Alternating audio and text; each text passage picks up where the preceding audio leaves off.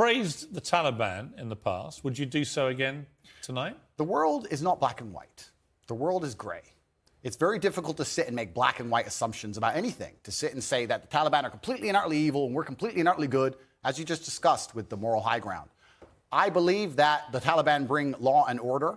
It may not be the law and order we like, but it's a form of law and order, and humans usually gravitate What about towards... their treatment of women? I mean, only tonight they have banned any women from going to university. Fantastic. Let's get the feminists to go and teach them a lesson. The feminists are so tough, and they stand up and say they can do anything a man can do. Let's arm them up and send them to Afghanistan. I'm sure they'll fix it. No, but it's not. It's a serious matter, isn't it? That women don't get the education they deserve. And that's a very serious answer. If women are just as capable as men in terms of combat, like feminists pretend they are, they can go over there and they can deal with the Taliban. A lot of women do go to combat. Exactly. So they can go deal with the Taliban. It's nothing to do with me. They can stand up and fight for their own rights. Surely you wouldn't defend the Taliban banning women from university. It's saying it's nothing to do with me, Piers. It's absolutely nothing to do with me. What about the Afghan women? It's nothing to do with me on any level. You don't have a view? I have a view. My view is that people naturally gravitate towards law and order, and if you didn't have the Taliban, you'd have different warlords operating in lawlessness, and there would be no way to prevent your store or your market stall getting completely robbed by someone with an AK-47, and people are going to gravitate towards a form of law and order. America left. They left a power vacuum, and the power vacuum is now full. Well, I don't disagree with that. Okay, well, but I do think the banning of women from university in Afghanistan is utterly horrific. And I think the feminists are going to arm themselves. They're going to show us that they can do anything a man can do. They're going to go over there to combat, and they're going to teach Taliban a lesson. Why can't you just say, on that, you know what, it's completely wrong? Because it's not my point. I don't understand. But it makes me think, it'll make your critics think that you don't think it's wrong. They could ban all men. They could ban all short people. But they're not. They're only banning women. Correct. They could ban all short people. They could ban all people with long hair. And none of it's anything to do with me.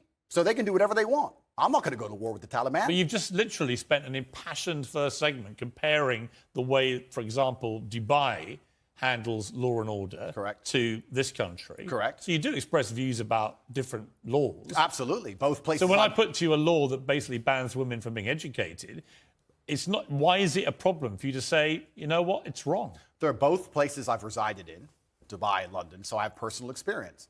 I can give my personal opinion, but like I said, it has absolutely nothing to do with me with what the Taliban decide to do inside of Afghanistan. And if they decide that's the most prudent way to run their society, then we have two choices. We can either go over there and start another war that we shouldn't be involved in and waste a bunch of life, or we can sit and say it's up to them. They should govern themselves. They're people. We're no better than them, and they've decided to live their lives a particular way, and that's how they're going to live it. Like I said, if feminists are very upset and they're very disgusted by the fact that in Afghanistan women cannot go to school, I've been told repeatedly by feminists that they're just as capable as men in all realms, and I expect them to arm themselves and fly over to Afghanistan and fix it.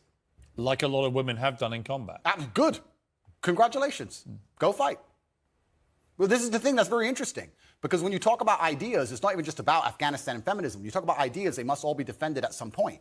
There has to come down to violence. The world is backed by violence. Nobody wants to talk about this. It doesn't matter what it is. If you have a disagreement between two parties, eventually, if the disagreement continues, it ends up in violence. Feminism is defended by men.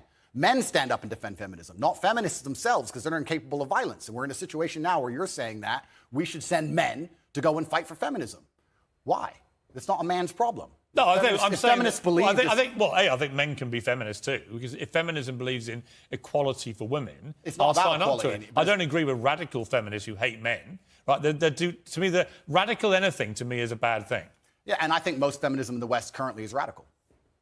Well, some of it is, no question. Absolutely, but this is my point. My point is that the Taliban are going to do whatever the Taliban decide to do. If I'm going to fly over to another country, I will respect their laws and customs. It's not my job to come along and tell other people how to live. I don't believe I have a moral high ground in that degree. And if people are genuinely upset and disgusted by it, the bottom line in most disagreements on the earth is violence. People who feel like they should go and fix it, then fix it with violence, then it can be the feminists who feel so outraged by it. But it's funny, they don't comment on these subjects, feminists. They seem to instead attack the Western male for